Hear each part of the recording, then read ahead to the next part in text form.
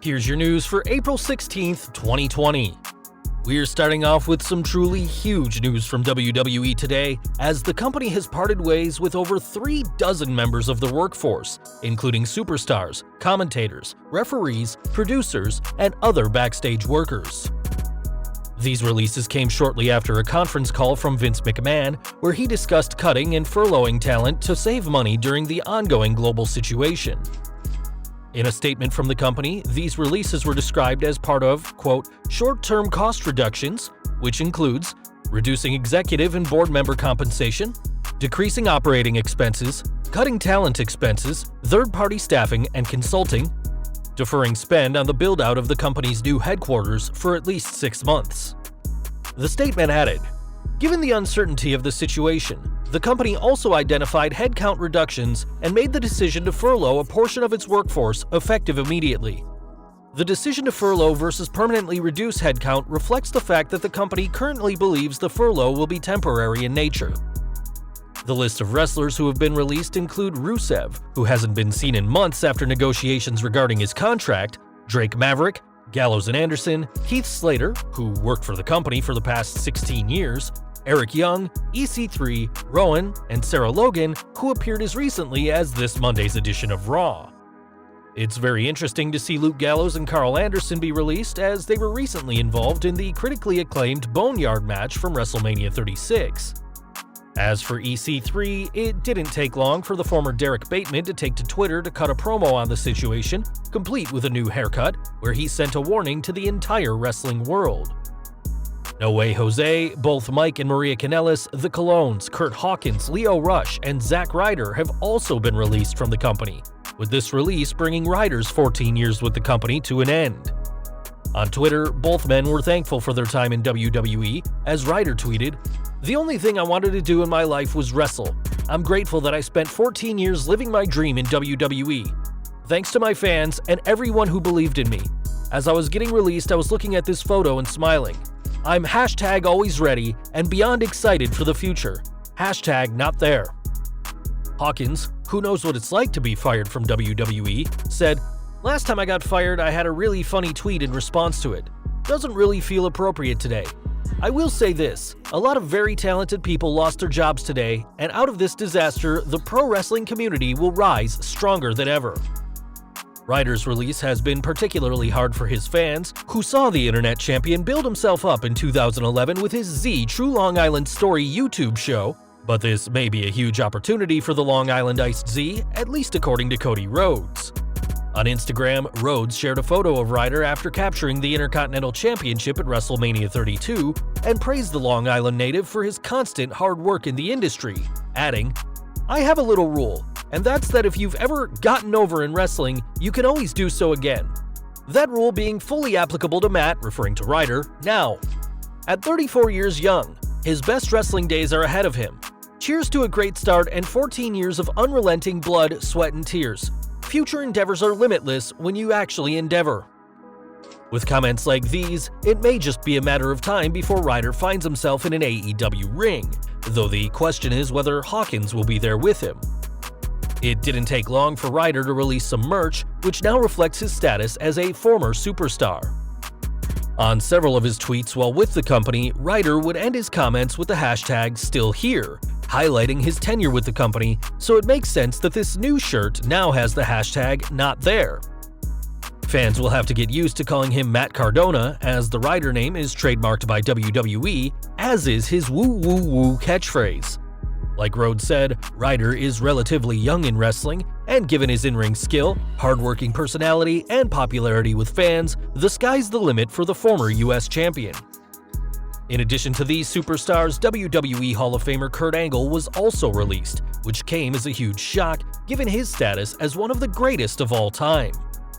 After retiring from the ring at WrestleMania 35, Angle took his knowledge of wrestling backstage as a producer, with his final appearance on Raw being August 5th last year, where he was attacked by The Fiend in his hometown. On Twitter, the Olympic gold medalist tweeted out his thoughts on the situation, saying, "I wanted to say thank you to the WWE for the time I spent there. I made many new friends and had the opportunity to work with so many talented people. To the superstars, continue to entertain the WWE Universe as well as you possibly can. they're the best fans in the world. #It'sTrue. 205 Live commentator Aiden English has also been released, as has veteran referee Mike Chioda, who started working for the then WWF back in the 1980s. From NXT, Deonna Purrazzo has also been let go from the company, and she's been joined by German-born superstar Alexander Jaksic, MJ Jenkins, and Josiah Williams. If there is a silver lining to today's events, it's that WWE will be paying those released for 30 days after their departure, and they are free to do whatever they like instead of having to wait on a 90-day no-compete clause. WWE writer Andrea Listenberger confirmed that she too had been released, and fans will know her best for being the creative force behind the recent storyline between Otis and Mandy Rose. Several people from Backstage have also been shaken up today, though the Pro Wrestling Sheet is reporting that producers have been furloughed, not released, meaning that they've been granted a leave of absence.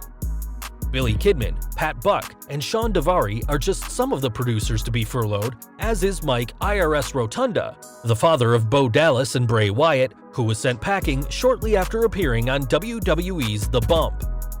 Former US champion turned producer Fit Finlay has also been furloughed, as has Scott Armstrong, Sarah Stock, Shane Helms, and Lance Storm, who closed his own wrestling academy earlier this year. From the announcer's desk, Spanish commentator Jerry Soto was also furloughed, as was Performance Center coaches Ace Steel, Serena Deeb, and Kendo Kashin. Although stars such as Rusev and EC3 haven't been seen on WWE TV in quite some time, others like Logan and Rowan were on Raw over the past few weeks, as it seemed like the company had some sort of plan for the stars on TV, which clearly isn't the case. Unsurprisingly, this wave of releases saw a huge outpour of support on social media, as plenty of the stars who were let go had something to say about the situation.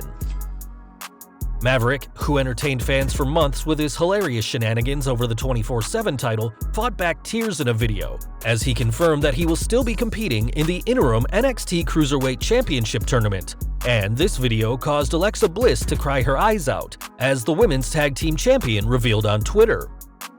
Lance Storm had a similarly somber tone in his comments as he asked those still with the company to, quote, "hold the fort down for us." While today has been a very sad day for the wrestlers and their fans, some were able to see the funny side, as Shane Helms commented that he shouldn't have picked up that phone, referencing a similar tweet from JTG in 2014 after the Crime Time star was finally released from the company. For the NXT stars, Deonna Purrazzo remained hopeful, saying that she gave this journey her best and is more excited for the future, while Jaksic was more pessimistic, saying that no matter how hard you work, sometimes it's not enough. Even the demonic Bray Wyatt couldn't help but be moved by what happened, as he tweeted out a simple "yuck," which summarized what the entire WWE universe is feeling right now, while Dolph Ziggler encouraged fans to support those who have lost their jobs by purchasing merchandise on Pro Wrestling Tees. We're not quite sure what's worse in this situation, seeing stars such as Heath Slater and Zack Ryder go, as they both remained loyal to the company for over a decade, or younger stars who now won't be able to enjoy a lengthy tenure in the company, like Jaksic and Deonna Purrazzo. Despite cutting dozens of employees already, things may not be over just yet, as WrestleVote speculated that when all is said and done, the number of people let go will be in the hundreds, and described this event as a dark day in WWE history.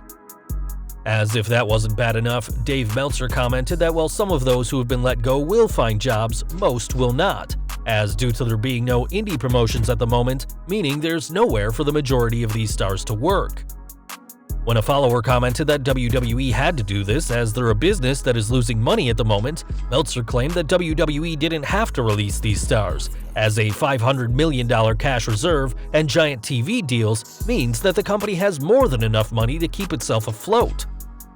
If this is true, then this certainly doesn't make the WWE or Vince McMahon look good, especially after paying lucrative, multi-million-dollar contracts to part-time performers like Goldberg, Brock Lesnar, and John Cena. Wrestling Inc. reports that Vince McMahon stated that up to 40% of WWE employees will lose their jobs, and while he hopes to bring some back, others will be permanently cut. Ultimately, we here at SlatRock can only send our very best wishes to all those who have been affected today, both those who have lost their jobs, as well as those who will no longer be working alongside their friends. And we hope that everybody is able to land on their feet during this truly unpredictable time in both professional wrestling and the world. While it's easy to be mad at WWE right now, after so many beloved stars were released, one superstar who is trying to spread some positivity is Seth Rollins. While he didn't receive that dreaded phone call today, the architect did appear on Instagram Live, where he called out negativity and hostility at WWE, saying that this was a difficult day for them too. He added, "I think pointing fingers or saying, you should have done this, you should have done that is, I don't know, it just doesn't feel like the time or the place for it. I think this is a day for compassion and empathy and understanding, and to try and support each other, you know? To pick each other up. That's for everybody, not just the guys and girls who were let go. For all of us who are fortunate at this moment to still be able to, have a position where we can collect a paycheck and support those around us and those who love us, I think we have to take it upon ourselves to, work harder to make sure that there's a place for all those who had it the worst today to come back to." While Rollins tried to take a balanced look at the situation, former WWE diva Sunny was more blunt, as she said, "Sorry to hear about all the firings in WWE. Some of them are friends. Oh well, see you all on the indies soon." This cavalier attitude didn't go over well with fans who accused Sunny of being tone-deaf, while others brought up her recent comments about the deceased Ashley Massaro not being able to date for money anymore. After some backlash, Sunny responded with an equally tone-deaf comment, saying, "People, it's a fact of life. You get hired, you get fired. At least they had a chance that not many people in this world would have. Y'all are a bunch of pansies for even commenting negatively. No one can stay in the WWE forever." This comment didn't exactly help heal the wounds between the former diva and the fans, and while some superstars are expected to be rehired down the line, fans shouldn't expect to see Sunny being re-signed to WWE anytime soon. One man who knows all about what it means to leave WWE is reigning AEW champion Jon Moxley, who has done pretty well for himself since his departure from Vince McMahon's company 1 year ago. While speaking to Wrestling Observer Live, the former Dean Ambrose expressed his sympathy for those who have lost their jobs, saying, "My heart goes out to all these people who are affected by this craziness, whether it be financial or worse. I heard a bunch of news through the grapevine. People in our business got unfortunate phone calls this morning, so it's a weird time." Fans will know that Moxley is married to WWE's Renee Young, who also expressed her sympathy for those who have lost their jobs, as we can only hope a similar fate doesn't befall her or her husband. We've talked a lot about releases today, but the company is also taking on new stars, and one huge name the company signed recently was Killer Kross. After making his NXT debut this week where he assaulted Tommaso Ciampa, it looks like fans can look forward to a feud between the two, though Kross has undergone a name change. Given the WWE's PG rating, the company opted not to use the Killer part of his name, and merchandise for the former Impact star is now referring to him as Carry-On Kross.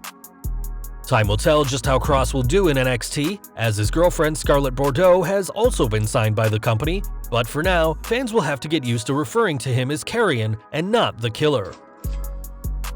Now, earlier this week, we reported that WWE has been deemed an essential business by Florida Governor Ron DeSantis, but this decision drew a lot of speculation from people because of its timing. The same day that DeSantis deemed WWE an essential business, meaning they can still operate in Florida, Linda McMahon announced a super PAC from the Trump administration promising $18.5 million to Tampa and Orlando.